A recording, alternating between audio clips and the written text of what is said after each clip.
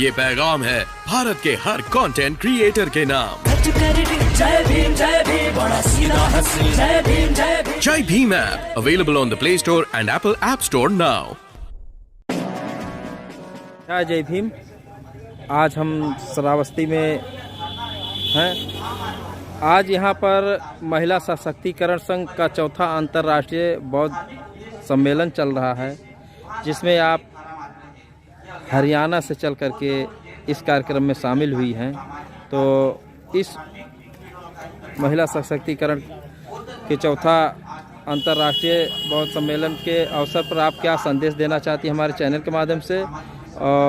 आज संविधान दिवस भी मनाया जा रहा पूरे देश में, पूरे भारत में, विदेशों में भी मनाया जा रहा, इस पर क्या कहेंगे? नमो बुद्धाय, जय भीम।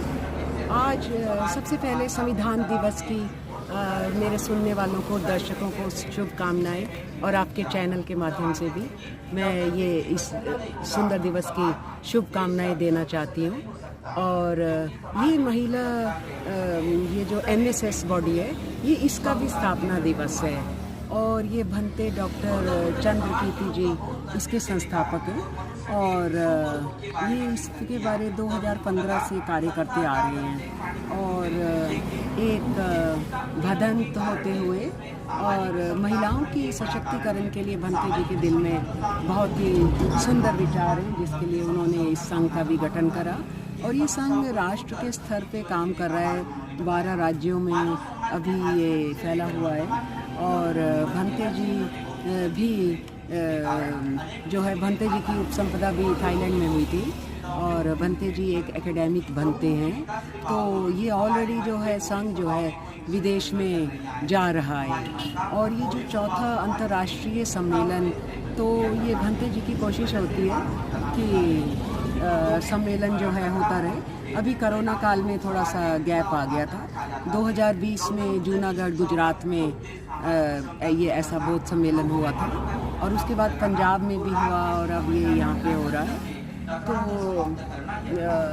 इसको जैसे कि हम जानते हैं कि बाबा साहब ने ही देश की हर महिला को एक जीने का अधिकार, शिक्षा का अधिकार, इज्जत से जीने का अधिकार, जो उसकी क्वालिटीज़ हैं, जो वो प्राप्त करना चाहती है, वो सब प्राप्त करने का अधिकार। चलिए, तो ये जो आज जो हम संविधान दिवस भी मना रहे हैं, जो कि 2015 आदि से ज़्यादा मनना शुरू हुआ है, तो संविधान के द्वारा देश की महिलाओं को प्रथम बार इज्जत से जीने का अवसर मिला।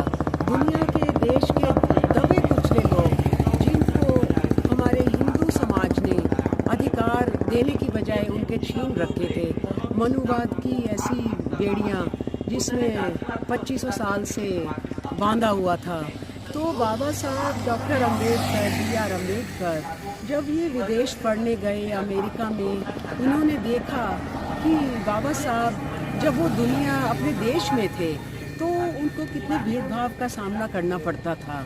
और लेकिन जैसे बाबा साहब अमेरिका गए तो वो गोरे व्यक्तियों के साथ, महिला पुरुषों के साथ, वो उन्हें खुद अपने साथ बिठाकर कॉफ़ी पिलाते थे, टोस्ट खिलाते थे।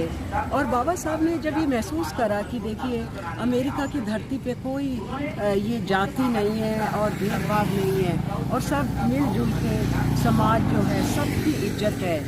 तो ये जो महिला सशक्तिकरण जो है, भगवान बुद्ध से भी लेके और सम्राट अशोक ने भी भेदभाव को दूर करने की बात करी है। और फूले दंपति, जो कि जिनको बाबा साहब भी अपना गुरु भी मानते थे, और डॉक्टर अंबेडकर की स्वयं की शिक्षा, जो कि बहुजन समाज के पहले शिक्षकों से, वो चाहे कबीर हुआ, चाहे रैदास हुआ, उनसे शिक्षा लेते हुए बाबा साहब अमेरिका की धरती, यूनाइटेड किंगडम की धरती पे जो आधुनिक ज्ञान प्राप्त करा, क्योंकि वहाँ पे इस प्रकार की क्रांति आ चुकी थी। समाज में उच्च वर्ग, नीच वर्ग, जो वहाँ पे जो पैसे के मुताबिक माना जाता है, जाति के मुताबिक नहीं माना जाता। तो बाबा साहब ने उस तरह का जो जीवन वहाँ पे जिया, ज्ञान प्राप्त किया, और वहाँ पे उन्होंने ये सीखा कि किस प्रकार वो अपने देश के निम्न जातियों की दास्ता को ख़त्म करना, उनको अधिकार दिलवाना, मानवीय जीवन दिलवाना। तो ये बाबा साहब ने जो है महिला सशक्तिकरण की जो आधुनिक समय में उन्होंने नींव डाली।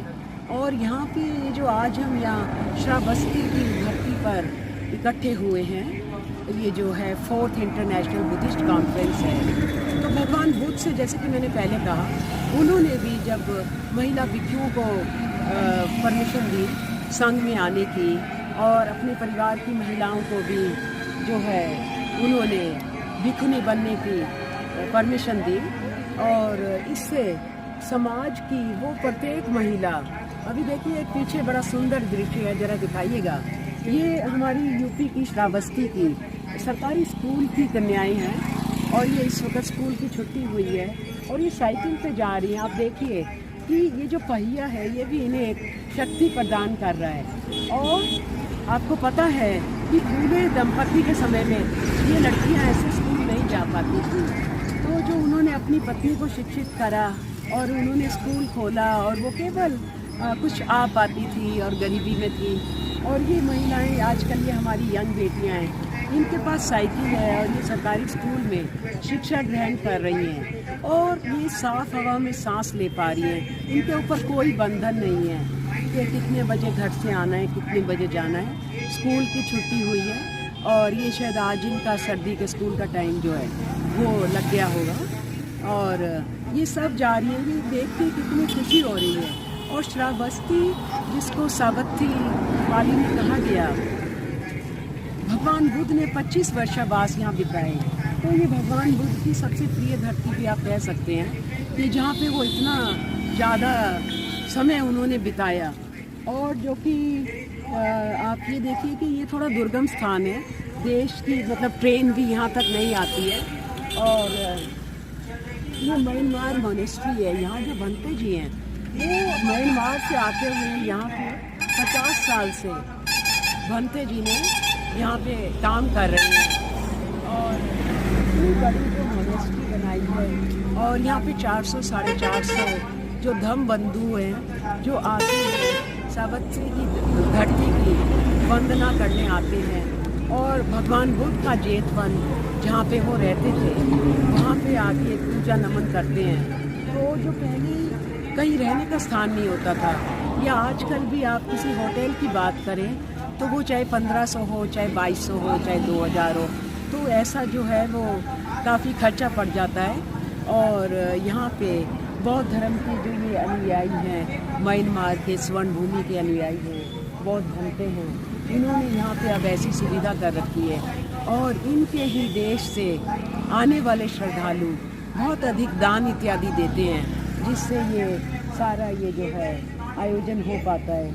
और हमारे देश में भी म्यांमार के जो जवान भिक्षु हैं, ये यहाँ पे पढ़ाई करते हैं, PhD की पढ़ाई, MPhil की पढ़ाई, MA की पढ़ाई। तो ये उनका भी सहयोग है इसमें कि हम यहाँ पे आ पाए हैं। मैंने वैसे जो म्यांमार के भंते जो हैं कुशीनगर में भी हैं, भदंत ज्ञानेश्वर जी है, वो भी इसी तरह वहाँ पे भिक्षु संघ और कुशीनारा के जो हैं ऑनर हैं। और बोध गया में भी जो है बुद्ध भंते संदा मुनि ने इसी तरह